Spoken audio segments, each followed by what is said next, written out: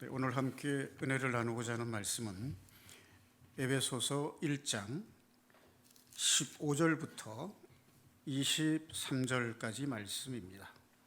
신약성경 310페이지 에베소서 1장 15절에서부터 23절까지 말씀입니다. 찾으셨으면 함께 봉독하시겠습니다. 이로 말미암아 주 예수 안에서 너희 믿음과 모든 성도를 향한 사랑을 나도 듣고 내가 기도할 때에 기억하며 너희로 말미암아 감사하기를 그치지 아니하고 우리 주 예수 그리스도의 하나님 영광의 아버지께서 지혜와 계시의 영을 너희에게 주사 하나님을 알게 하시고 너희 마음의 눈을 밝히사 그의 부르심의 소망이 무엇이며 성도 안에서 그 기업의 영광의 풍성함이 무엇이며 그의 힘의 위력으로 역사하심을 따라 믿는 우리에게 베푸신 능력의 지극히 크심이 어떠한 것을 너희로 알게 하시기를 구하노라. 그의 능력이 그리스도 안에서 역사하사 죽은 자들 가운데서 다시 살리시고 하늘에서 자기의 오른편에 앉히사 모든 통치와 권세와 능력과 주권과 이 세상뿐 아니라 오는 세상에 일컫는 모든 이름 위에 뛰어나게 하시고 또 만물을 그의 발 아래 복종하게 하시고 그를 만물 위에 교회의 머리로 삼으셨느니라. 교회는 그의 몸이니 만물 안에서 만물을 충만하게 하시는 이의 충만함이니라. 아멘. 지난 시간에는 에베소서 1장 3절부터 14절까지 말씀을 전해드렸는데요. 이 앞의 말씀은 하나님께서 우리를 자녀 삼아주시고 성령으로 인치셔서 하나님의 기업으로 삼으신 하나님의 기업, 즉 하나님 나라 백성으로 삼으신 것에 대한 감사와 찬송이 중심 내용이었습니다. 오늘 읽은 15절, 23절의 말씀은 에베소 교회 성도들을 위한 바울 사도의 기도의 내용입니다. 바울 사도가 3차 전도 여행 때 이 에베소에 가서 유태인 회당에서 3개월 동안 복음을 전파합니다.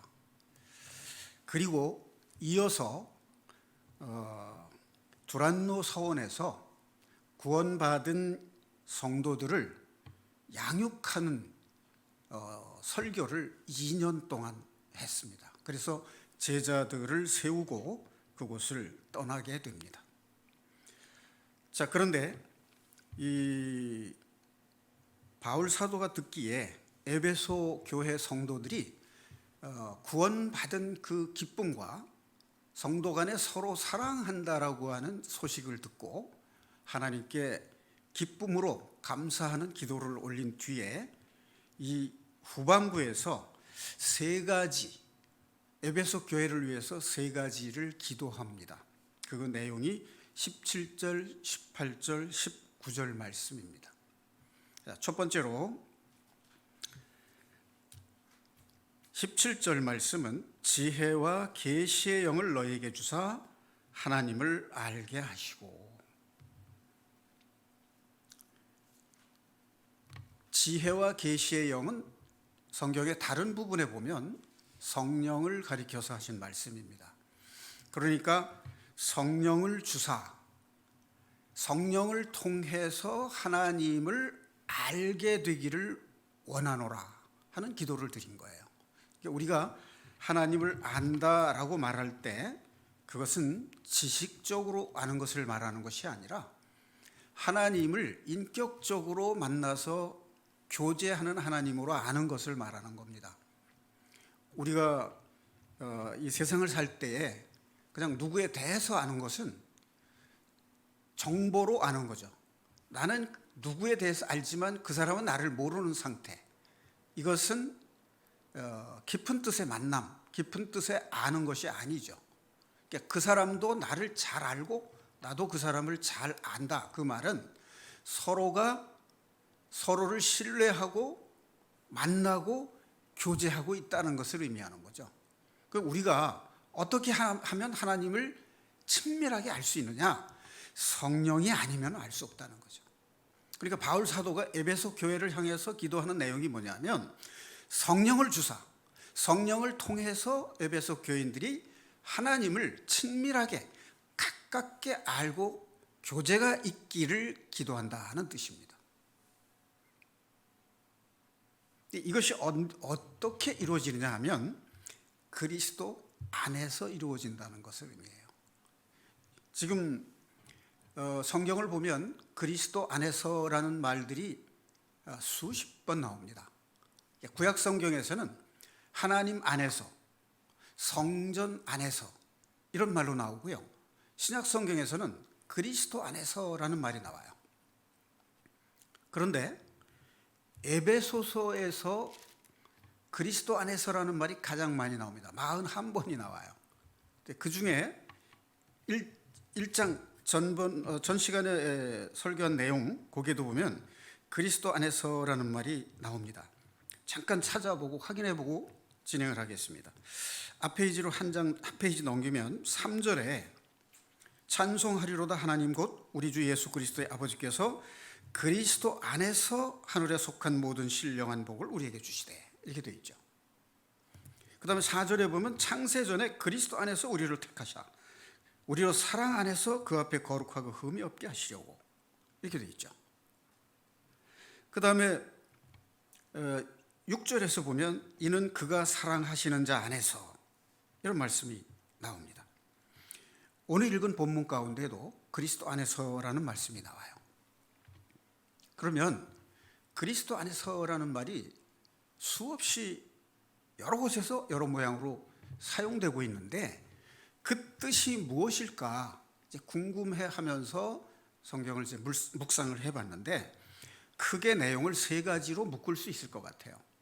첫 번째는 4절에 나오는 말씀처럼 그리스도 안에서 창세전에 우리를 택하고 부르셨다는 거예요. 그러니까 하나님께서 아담이 사탄의 유혹으로 범죄해서 하나님과의 관계가 깨어지고 죄인이 될 것을 미리 아셨어요. 사탄이 있기 때문에 그런 겁니다. 그래서 그리스도 천지를 창조하실 때 예수 그리스도께서 말씀으로 하나님과 함께 계셨잖아요. 그러니까 그리스도 안에서 구원의 계획을 세우신 거예요. 그게 예정이에요. 창세전에 그리스도 안에서 예정을 하셨는데 그리스도 안에서 우리를 부르시고 택하실 것을 정한 겁니다. 그러니까 그리스도 안에서라는 말은 하나님께서 예수 그리스도를 통해서 죄인들을 구원하실 계획을 세우셨다는 뜻으로 말씀하신 거예요. 그리스도 안에서가 아니고는 하나님이 구원 계획을 이루실 수가 없는 거죠. 그래서 그리스도 안에서 하는 말은 예수 그리스도를 통해서 죄인들을 구원하실 것을 예정하신 것을 의미합니다. 그 다음에 두 번째는 7절에 나오는 말씀인데 그리스도 안에서 그의 은혜의 풍성함을 따라 그의 피로 말미암아 속량 곧 죄 사함을 받았느니라. 그리스도 안에서 죄를 사하고 구원하실 것을 이루셨다 이 말이죠. 그러니까 예정하신 것을 예수님이 이 땅에 오셔서 성취하셨어요. 그러니까 그리스도 안에서라는 말은 예수님을 통해서 구원 계획을 세우시고 예수님을 통해서 구원을 완성하셨다, 그런 뜻이에요. 자, 그 다음에 5절에 보면 우리를 예정하사 예수 그리스도로 말미암아 자기 아들들이 되게 하셨으니, 그리스도 안에서 죄인들을 하나님의 자녀로 삼으셨다는 뜻이에요. 그러니까 이걸 나눠보면 이렇게 돼요. 창세전에 이미 예정하셨어요. 그리스도 안에서. 그 다음에 그리스도께서 초림하셨을 때 우리 죄를 사하셨어요. 그 다음에 부활 승천하셔서 하나님 보좌 우편에 계실 때 우리 죄를 중보 기도하시는 분이고 보혜사 성령을 보내서 우리 마음을 주님께로 인도하시는 일을 하시는 거예요. 그게 그리스도 안에서 성령의 역사하시는 겁니다. 이것은 구원받은 이후에 교회 생활을 통해서 우리를 하나님께로 인도하시는 거예요. 이게 그리스도 안에서의 두 번째 의미입니다. 첫 번째는 예수 안에서 구원 계획을 세우셨고 예수님을 통해서 우리를 구원하셨어요. 그 다음에 성령을 통해서 우리를 재림 때까지 성화되도록 인도하실 계획을 세우셨다는 거예요. 그리스도가 아니고는 이게 안 됩니다. 그러니까 그리스도 안에서 이루어졌다는 것이 바로 보혜사 성령을 보내셨잖아요. 예수님이 약속하신 보혜사 성령을 하나님께서 보내셨단 말이죠. 그럼 세 번째는 예수님께서 재림하실 때 그리스도 안에서 하나님 나라가 완성되는 거예요.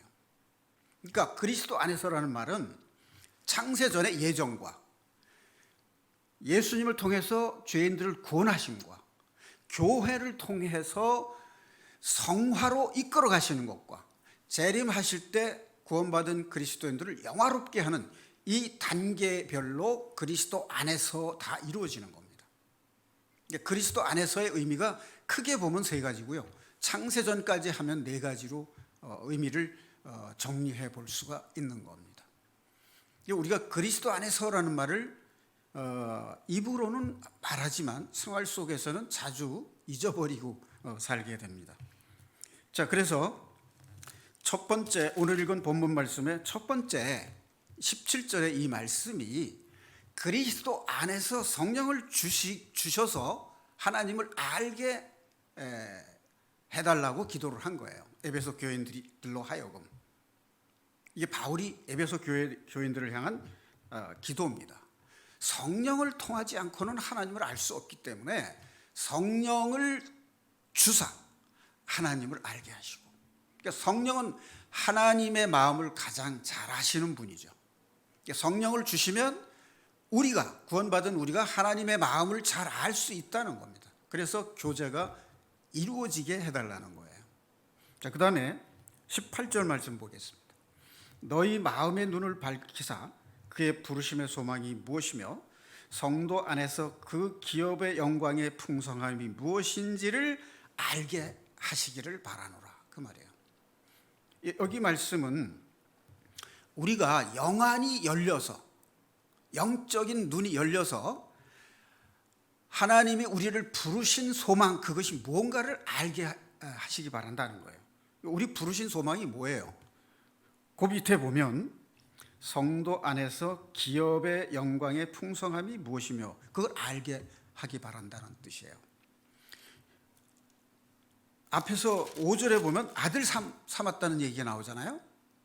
그리고 13절에 보면 성령으로 인치셨다는 말이 나와요. 이게 다 관련이 있는 말이죠. 그러니까 우리를 아들 삼고 자녀 삼고 백성을 삼는다. 기업이라는 말은 하나님께서 죄인을 구원하시고 자녀 삼으신 다음에 예수님께서 완성하실 하나님 나라를 통치할 때 그 나라 백성으로서 천국의 영광을 누리게 하는 것을 알게 하고 싶다는 거예요. 그러니까 에베소 교인들이 그걸 알기 위해서 내가 기도한다, 그 말이죠. 기업, 유업, 이 말은 구원받은 백성, 하나님의 자녀 삼으신 그 자녀들로 하여금 하나님 나라의 백성이 되게 하는 것, 그게 기업이에요. 또 백성의 입장에서 보면 하나님이 기업입니다. 하나님이 구원받은 백성의 몫이에요. 구원받은 백성들은 하나님으로 인해서 기뻐하게 되기 때문에 그렇습니다. 자, 이렇게 한번 생각을 해보죠.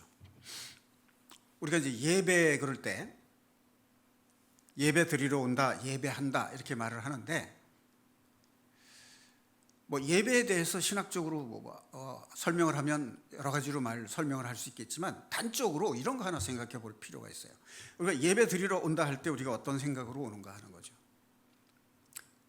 은혜 받으러 온다 이런 말들을 많이 써요. 그러니까 은혜 받으러 온다 할 때 주인공이 누가 되는 겁니까? 내가 받는 거잖아요, 은혜는. 그러니까 우리 예배 드리러 온다, 예배한다 할 때 자기가 은혜 받으려고 예배 드리러 오는 거예요. 근데 이거는 예배의 두 번째 의미, 2차적 의미예요. 예배의 첫 번째 의미는 하나님을 기쁘시게 하는 것입니다. 그러니까 교회에 와서 예배 드린다는 그 말은 하나님의 말씀을 듣고 순종하는 마음을 가짐으로써 하나님이 기뻐하시게 하는 것, 그게 예배예요. 그러니까 예배의 주인공은 하나님이십니다. 자, 명절 때 손자 손녀들이 할아버지 할머니에게 이제 인사드리러 와서 이제 절을 한다고 하는 것을 한번 생각을 해본다면, 손자 손녀가 할아버지 할머니 뵈러 오는 게 용돈 받으러, 세뱃돈 받으러 오는 거로 알잖아요, 어린애들은. 그런데 할아버지 할머니들이 아들 손자들이 찾아오는 것 그 자체가 기쁨이잖아요.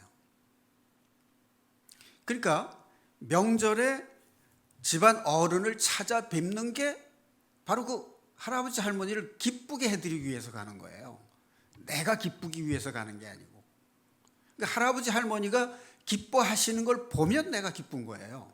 그러면 2차적으로 용돈을, 세뱃돈을 주시면 또 그 받음으로써 기쁨을 이제 누리게 되는 거죠.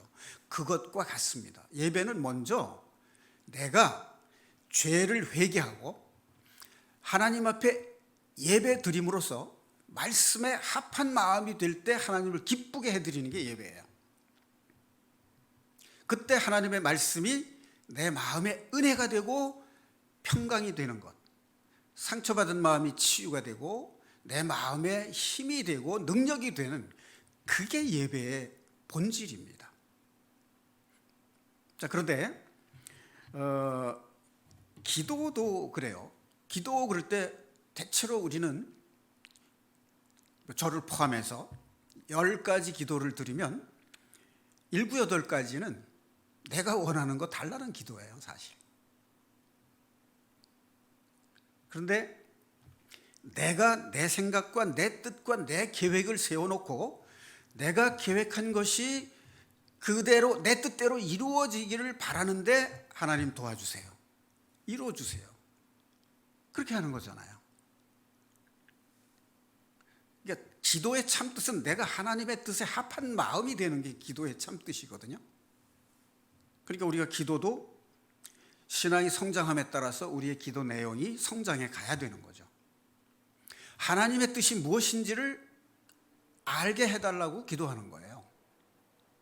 내가 분별이 안 갈 때는 하나님께 그 뜻을 알게 해달라고 기도하는 거예요. 성령님 도와주세요. 그럼 반드시 하나님 들으시고 도와주십니다. 하나님의 뜻을 아는 게 기도예요. 하나님의 뜻을 알면 내 기도가 저절로 이루어지는 거예요. 자, 우리가 설교 들을 때요, 저도 그런 경험이 있어요. 교회를 이제 옮겨와가지고 새로운 교회에서 목사님 설교 들으면요, 자기가 전에 있던 교회에서 설교를 듣고 알 만큼 알고 자기 나름대로 신앙관, 구원관, 성화관 이런 게 다 정해져 있어요. 그걸 가지고 설교를 들으면 내가 알고 있는 것과 맞는 것만 골라서 들어요. 다르면 저건 틀렸어, 저건 잘못됐어, 이렇게 들으니까 새로운 교회 목사님 설교가 안 들리는 겁니다. 그게 한 1년 정도 가요. 언제부터 그 목사님 설교가 들리냐? 내가 먼저 배워서 알고 있던 거를 판단 기준으로 내세우지 않고 그냥 마음을 열고 내려놓고 무슨 말씀이든지 하나님의 말씀으로 듣고 배워야지 하는 마음으로 들을 때 그게 들리는 거예요. 생각해 보세요. 시어머니가 며느리가 하는 말을, 자기 생각을 며느리에게 가르쳐 주고 싶지 며느리의 말을 들어서 수용하려고 하는 자세가 안 돼 있거든요. 그래서 갈등이 생기는 거예요.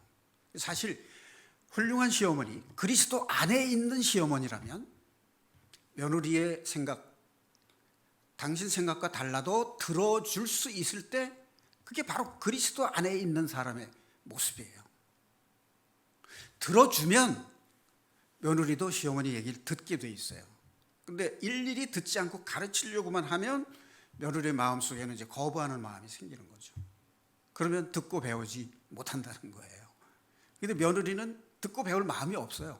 나는 대학을 나온 사람이야. 근데 초등학교도 안 나온 시어머니가 하시는 말씀이 요즘 세상에 맞아? 이런 마음을 가지고 들으면 시어머니의 가르침과 교훈을 들을 수가 없다는 거죠. 내가 하나님을 경외하는 마음으로 들어야 돼요. 하나님을 경외하는 마음으로 듣는다는 얘기는 뭐냐면 내가 하나님 앞에 무릎 꿇고 낮아진 마음으로 듣는다는 거예요.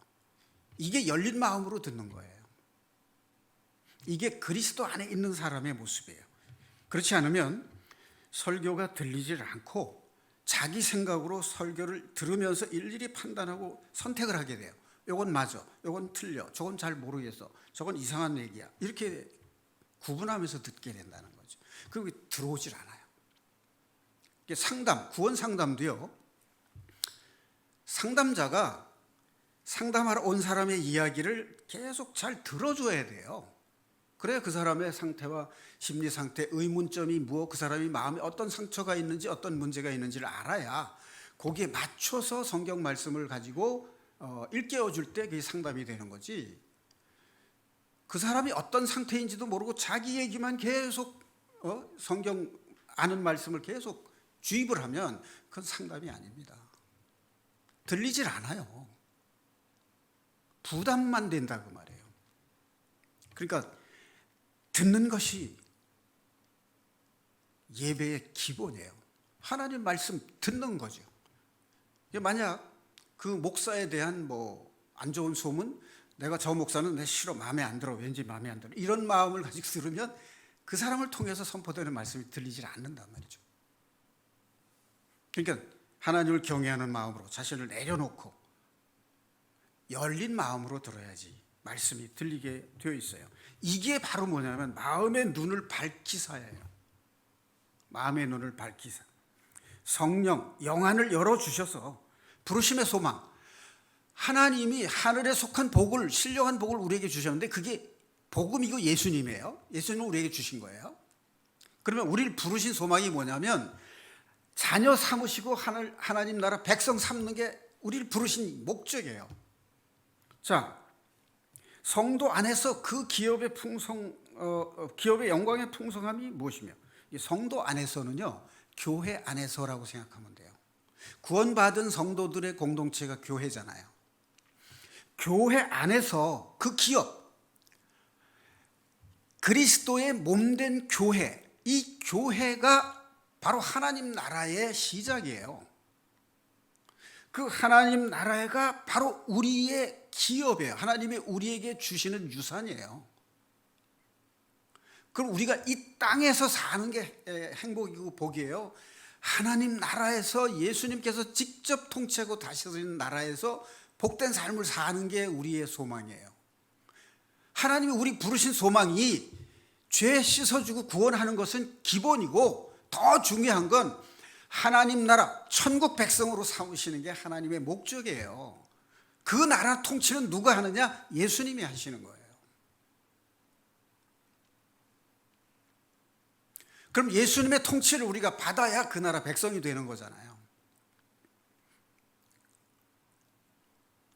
그럼 예수님이 공의와 사랑으로 다스리고 모든 백성들의 고통과 눈물을 거두시고 질병도 없고 하늘에 속한 모든 복을, 그리고 하늘의 영광을 누리게 하는 그 기쁨, 그 영광, 그것이 얼마나 풍성하겠느냐, 그거를 에베소 교인들이 알았으면 좋겠다 그 얘기예요. 그래서 에베소 교인들이 그거를 알게 해달라고 바울 사도가 기도를 하는 겁니다. 그게 기도의 두 번째 내용이에요. 자, 그 다음 세 번째는 뭐냐? 그의 힘의 위력으로 역사하심을 따라 믿는 우리에게 베푸신 능력의 지극히 크심이 어떠한 것을 너희로 알게 하시기를 구하노라. 자, 하나님의 능력, 위대한 능력, 그게 뭘로 나타나느냐면 20절에 나와요. 하나님이 얼만큼 능력이 있으시냐면요, 그리스도 안에서 역사하사 죽은 자들 가운데서 살리시고 하늘에서 자기의 오른편에 앉히셨어요. 그러니까 하나님의 능력은 예수님을 죽은 자 가운데서 살리셔서 부활하게 하시고 하늘에 오르사 하나님 우편에 앉게 하셨다고 말해요. 그게 하나님의 능력이에요. 그럼 우리가 하나님의 자녀, 아들을 삼으셨어요. 예수님이 장자예요. 우린 예수님의 동생들이에요.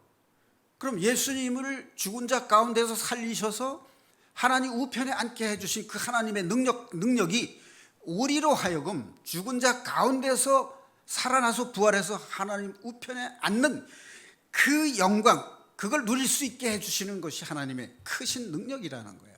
그거를 에베소 교인들이 제발 알 수 있게 해달라고 기도하는 겁니다. 과연 우리가 이 세상에 살면서 우리가 그런 소망을 가지고 살고 있는지, 그 믿음으로 우리가 이 세상을 이겨내고 그 기쁨을 누리면서 하나님께 영광을 돌리는 삶을 살고 있는지, 그렇게 되기를 기도한다 하는 겁니다. 그래서 두 번째, 하나님의 위대한 능력이 뭐냐? 하나님 하늘 보좌 우편에 앉히신 그 예수님이 이 세상의 모든 통치 권력과 권세와 주권자들의 위에서 그들을 지배하고, 오는 이 세상뿐, 현재 이 세상뿐만 아니라 오는 세상, 주님께서 재림하셔서 천년왕국을 다스릴 때 모든 이름 위에 뛰어나게 모든 통치 권력과 권세와 능력자들 위에 지배하는 통치자로 삼으셨다는 거예요. 그게 하나님의 능력이에요. 자, 그런데 22절에 보면 만물을 그의 발 아래 복종하게 하시고 만물 위에 교회의 머리로 삼으셨느니라. 여기 교회가 나오죠. 그 만물, 교회 이런 말들이 나오는데 23절, 교회는 그의 몸이니 만물 안에서 만물을 충만케 하시는 이의 충만함이니라. 이게 이제 무슨 말이냐면, 그 앞에 하나님께서 위대하신 능력이 예수님을 죽은 자 가운데 살리셔서 하나님 보좌 우편에 앉히셨잖아요. 그 다음에 이 세상의 모든 통치 권력과 오는 세상의 모든 통치 권력 위에 지배하는 통치사로 삼으셨죠. 자, 그런데 이제 예수님이 다스리는 그 나라의 모든 만물, 그 만물 위에 예수님을 통치자로 세우셨다는 거예요. 그런데 교회를 그의 몸으로 세웠어요. 그럼 우리가 구원받은 성도들이 교회잖아요. 그러면 이 세상의 통치나 오는 세상에 통치하시는 예수님이 교회를 통해서 이루어 가신다는 거예요.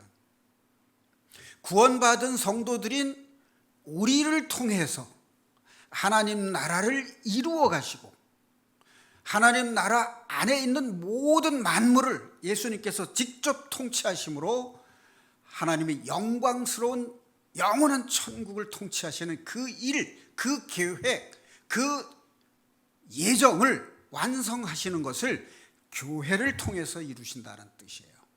그러니까 우리가 얼마나, 구원받은 성도들이 얼마나 위대한 존재들이냐 하는 거예요. 그 위에 예수님을 통치자로 세우셨다는 거죠.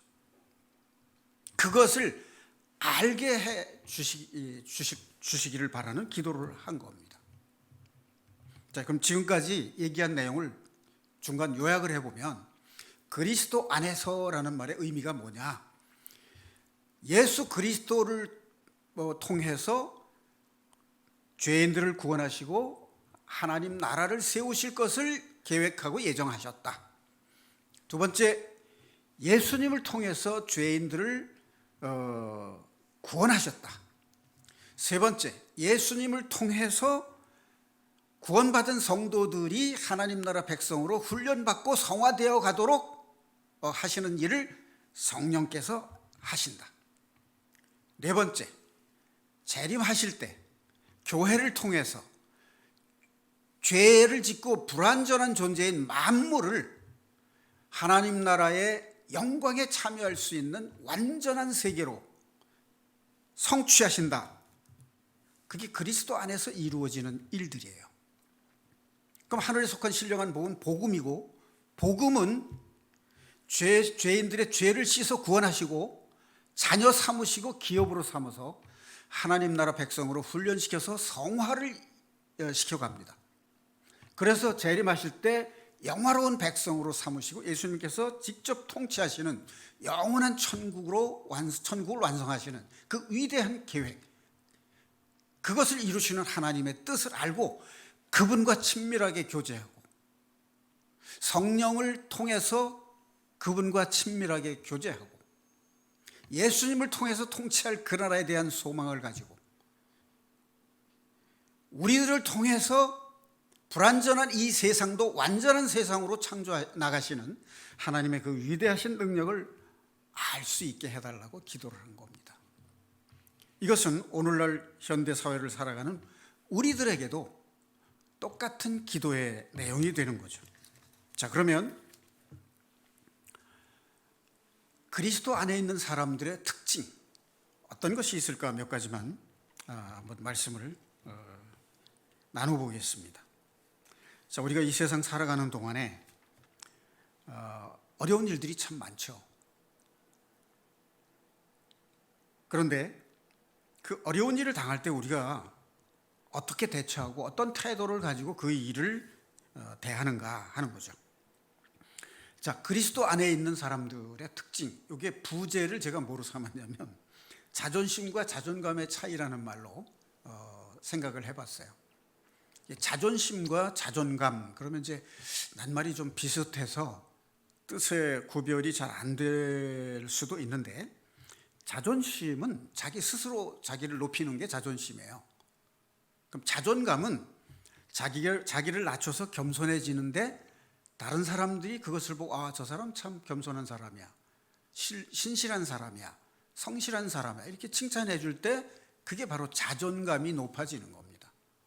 그러니까 누가복음 18장 14절에도 보면 예수님께서 자기를 높이는 자는 낮아지겠고 자기를 낮추는 자는 높아지리라, 이렇게 말씀을 하셨거든요. 스스로 높이는데 낮아지는 거는 자존심은 높은데 자존감은 낮은 거예요.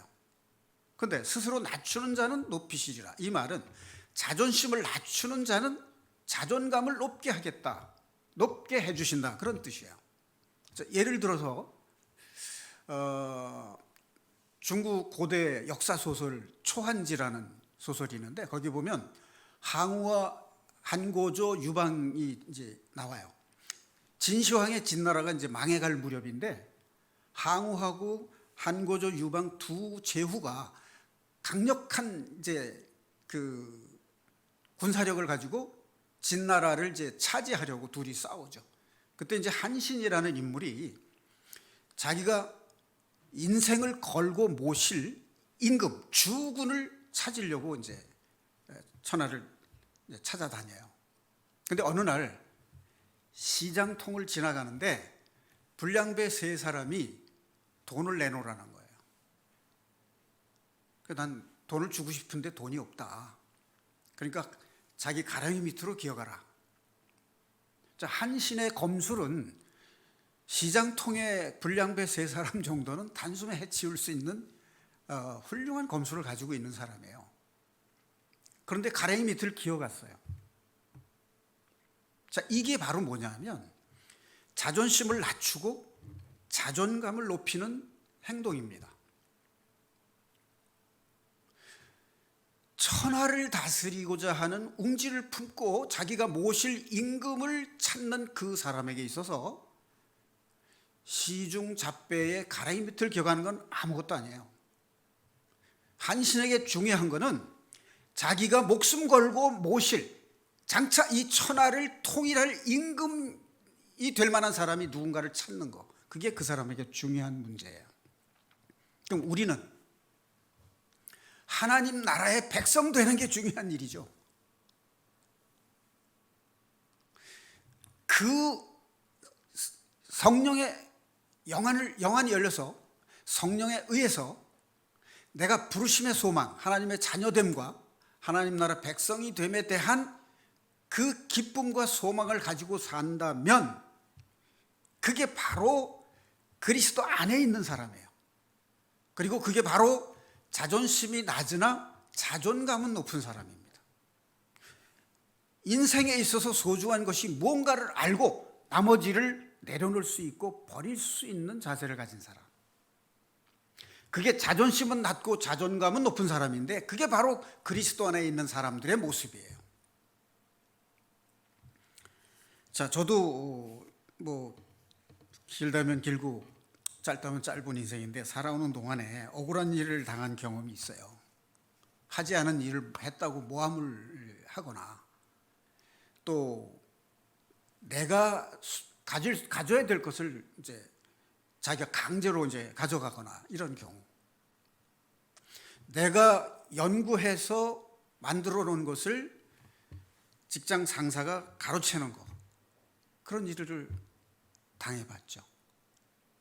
근데 거기서 상사하고 대결을 벌이면 나는 그 직장을 그만둬야 되잖아요. 그래서 더 효용 가치가 있는 새로운 연구를 하려는 생각으로 그 문제를 해결을 하는 거죠. 그게 그리스도 안에 있는 사람의 태도가 아니겠습니까? 자, 그 다음에 우리는 억울한 일만 당하는 게 아니라 소중한 것을 잃어버린 경험도 있어요. 내가 잘 되려고 투자했는데 투자 가치가 열매를 맺지 못하고 그냥 투자로 그쳐버리게 되면 손실이 생기잖아요. 그때 우리는 갈등이 생기고 상처가 생겨요. 또 저도 이제 살아오면서 이제 매매라고 하는 걸 해보잖아요. 근데 싸게 사야 되는데 비싸게 살 때 억울하잖아요. 시세보다 싸게 사고 싶은데 정보를 모르거나 마음이 약해서 비싸게 준 거예요. 그 다음에 팔 때 좀 더 기다렸으면 더 받을 수 있었는데 조급해가지고 살 사람이 없으면 어떡하나 해가지고 조급한 마음으로 팔고 보니까 올라가는 거예요. 가격이.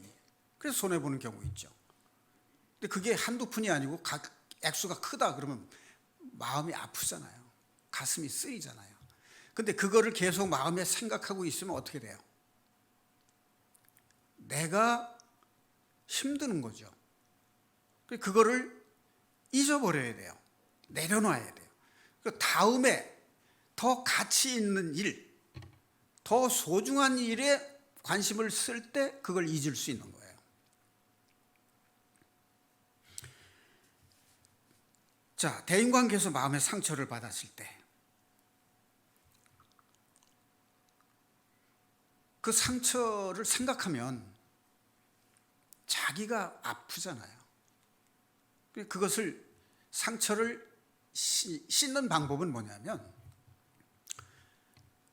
더 큰 것, 더 소중한 것, 하나님의 영광, 하나님께 소망을 두는 거예요. 사실 지금은 그게 중요한 것 같지만 잠깐 후면 그것은 없어지는 거예요.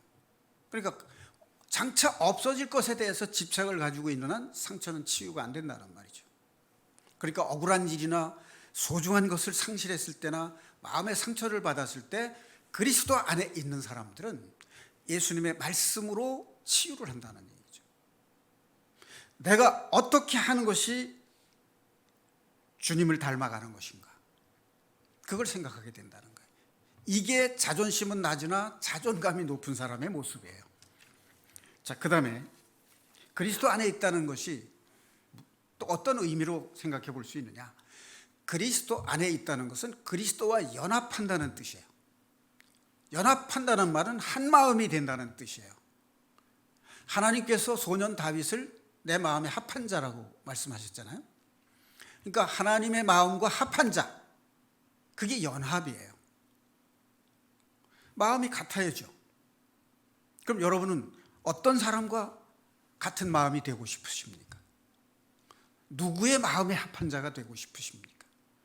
하나님의 마음에 합한 자, 그리스도의 마음에 합한 자, 그리스도의 십자가와 연합되고 부활하신 그리스도의 생명에 연합하는, 그게 그리스도 안에 있는 거예요.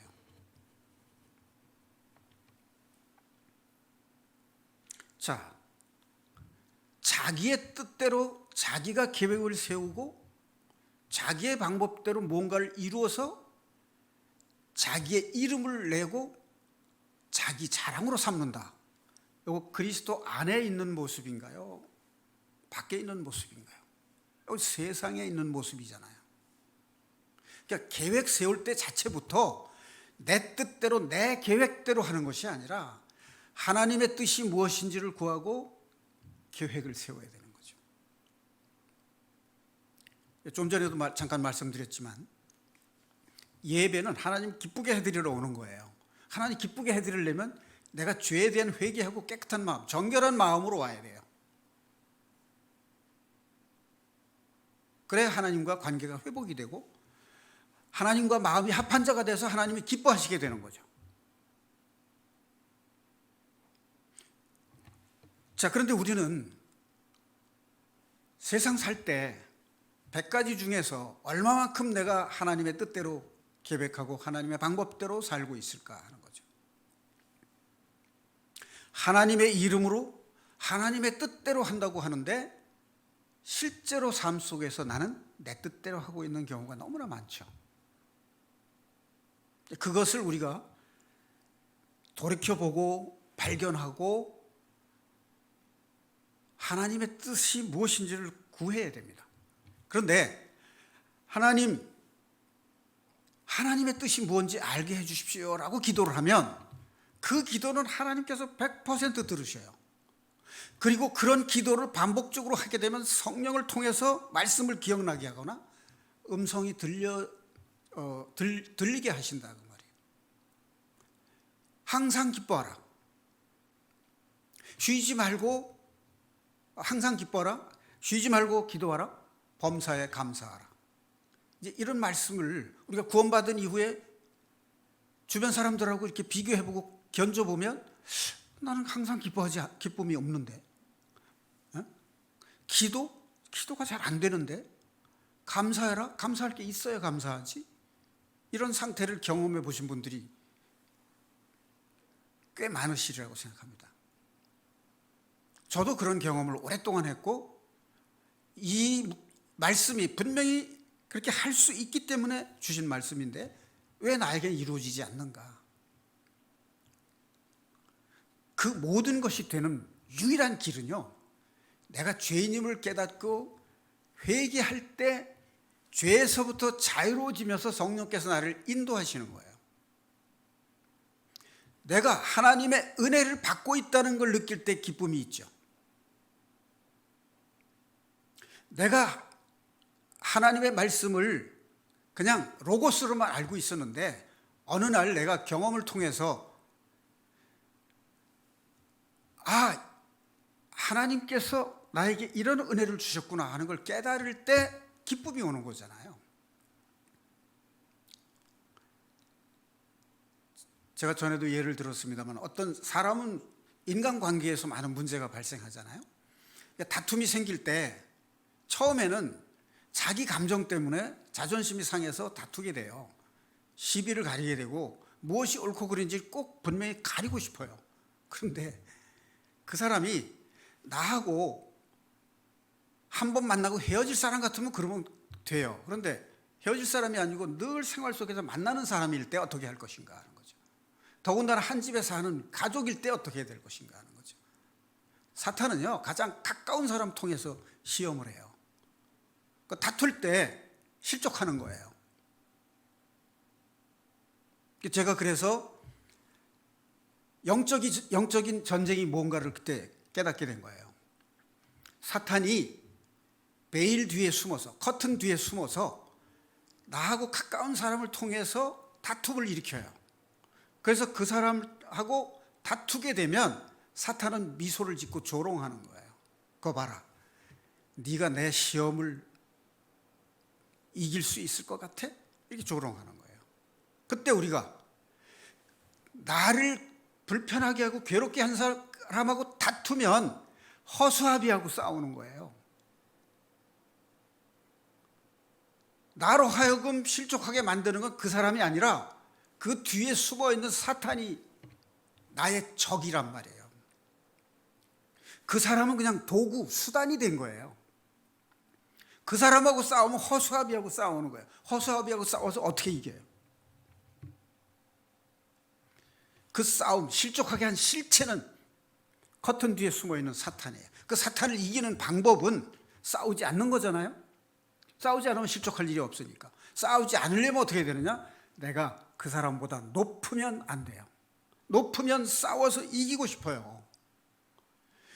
내가 저 사람보다 더 못한 죄인이다 라고 하나님을 경외하는 마음으로 자신이 낮아지고 죄인입니다 라고 회개하는 마음으로 낮아질 때 성령께서 나의 죄를 씻으시면서 사탄을 물리치시는 거예요.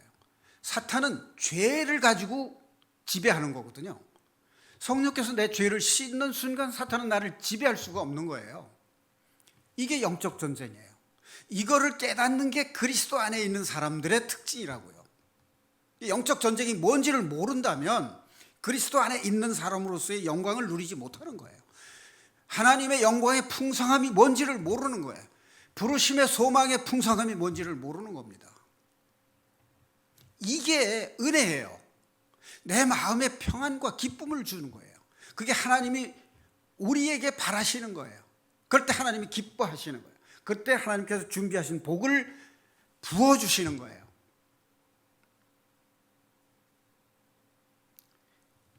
그리스도 안에 있는 사람들의 특징, 마지막으로 한 말씀만 더 드리겠습니다.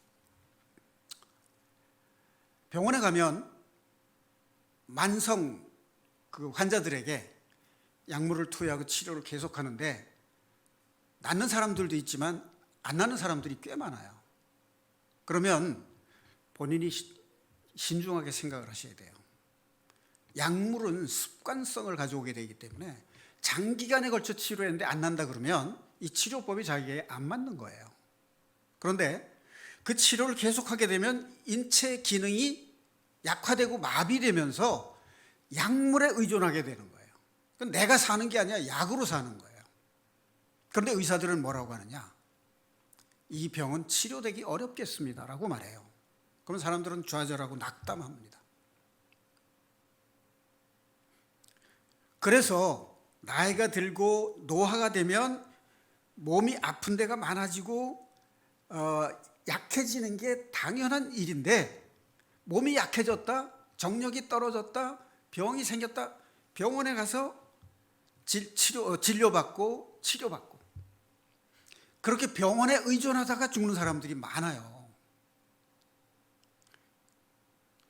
대표적인 약이 바로 요즘에는 혈압약과 당뇨약 그리고 항생제를 통해서 환자들이 병원에 계속 오게 만드는 거예요. 그런데 여러분들도 아마 간간히 들으셨을 거예요. 암으로 더 이상 치유가 안 되고 3개월 정도밖에 못 살겠습니다. 6개월밖에 못 살겠습니다. 이렇게 의사들이 이제 선고를 하잖아요. 그러면 본인도 낙담하고 가족들도 다 낙담을 해요. 자, 그럼 이럴 때 그리스도를 믿는 우리는 어떻게 해야 될까요? 하는 거예요. 그리스도 안에 있는 우리는 어떻게 해야 될까? 하나님의 능력을 믿어야죠. 그 병원에서는 더 이상 치료할 필요가 없는 거예요. 나와서 자연 치유법을 찾아야 돼요. 그리고 나를 지으신 이도 하나님, 나를 데려가시는 이도 하나님, 나에게 생명을 주신 하나님께서 다시 한번 살 수 있는 기회를 주십시오. 그때 할 수 있는 기도는 다시 한번 살려주시면 내가 하나님 뜻대로 살겠습니다. 하나님이 기뻐하시는 삶을 살겠습니다. 이런 기도를 하게 되고 할 수밖에 없어요. 그런 기도는 하나님이 들으신다는 거죠. 자, 어떤 권사님이 평생을 새벽 기도를 하고 그리스도 안에 사는 삶을 살았는데 어느 날 남편이 사업에 망해가지고 쓰러져서 병원에 입원을 했는데 깨어나질 못하는 거예요. 한 3개월쯤 입원했는데 병원에서는 식물인간이라고 이제 판단을 한 거죠. 그러니까 이제 의사가 준비하시는 게 좋을 것 같습니다 라고 얘기를 한 거예요. 그래서 마지막으로 그 권사님이 죽기 전에 남편에게 목사님 기도를 한번 받게 해주고 싶다. 그래서 목사님을 모셔왔어요. 그 목사님이 이런 상태에 있는 사람에게 어떤 기도를 해야 될까? 잠시 하나님 앞에 기도를 드리고 그 환자 앞에 갔어요. 식물인간이 되면 사람들이 이제 복음 전하는 것도 사실 쉽지 않잖아요. 그런데 그 목사님이 권사님의 남편이 귀에 대고 하나님께서 장차 큰 일을 시키시려고 하시는데 기운을 내셔야죠. 권사님이 하나님 일꾼 되게 해달라고 30년간을 기도하셨는데 이 순간이 바로 하나님께 돌아올 결단을 내려야 될 시간인 것을 아셔야 됩니다. 이 사장님 병은 죽을 병이 아닙니다. 하나님께서 쓰시기 위해서 부르시는 겁니다. 하나님 치료해 주실 겁니다 라고 귀에 대고 말을 했는데 그 환자가 눈물을 주르르 흘린 거예요. 병원에서는 준비하라고 나가라고 하니까 모시고 나왔어요. 그리고 날마다 그 남편을 위해서 이제 기도를 이제 했는데 이 남편이 깨어났습니다. 그 사람이 바로 그 교회의 개척교회 1호 장로가 됐다는 거예요. 이게 하나님의 능력이에요. 이렇게 말을 하면 생각하기에 따라서는 너무 그리스도를 믿는 것이 너무 신비적인 신앙을 추구하는 게 아니냐, 이제 그런 생각을 할 수도 있습니다. 하지만 하나님이 하나님의 뜻에 맞는 삶을 살겠다고 하는 사람에게 기회를 주시지 않겠느냐 하는 거죠. 그 능력을 믿는 믿음이 죽어가는 사람을 살려낼 수도 있다는, 그것을 믿는 거, 이게 그리스도 안에 있는 사람들의 모습이잖아요. 설령 치유되고 살아나지 못한다 하더라도 내 평생의 일생을 살면서 죽음을 준비한다는 것이 어떤 의미예요? 하나님 나라에 가는 것이 인생 최대의 목표잖아요. 설령 치유되지 못한다 하더라도 내가 예수 그리스도를 믿고 영생을 얻어서 하나님 나라 천국 백성이 될 수는 있지 않습니까? 그것을 믿는 믿음이 우리 안에 있을 때 우리는 상처받은 사람을 위로할 수 있고 죽어가는 사람에게 생명을 전할 수 있는 그런 믿음의 소유자들이 될 수 있지 않겠는가 하는 거죠. 그리스도 안에 있는 사람들의 특징, 자존심은 낮고 자존감은 높은 사람들의 모습, 그것이 무엇일까? 우리가 생활 속에서 이러한 부딪히는, 삶에서 부딪히는 이런 상황 속에서 우리가 그리스도 안에 있는 사람으로서 자존감은 낮추고 자존심은 낮추고 자존감이 높은 사람으로 살아가기 위해서는 우리의 믿음과 신앙의 태도가 어떠해야 할 것인가 하는 거죠. 지금 오늘 읽은 본문 말씀의 17, 18, 19절 말씀처럼 하나님을 알게 하시고 성령을 통해서 하나님과 친밀하게 교제를 나누게 하시고 하나님의 능력이 위대하심을 우리가 생활 속에서 경험함으로써 이 세상에서 하나님 나라 백성으로 사는 경험을 할 수 있는 여러분 되시기를 주님의 이름으로 축원합니다. 기도하시겠습니다.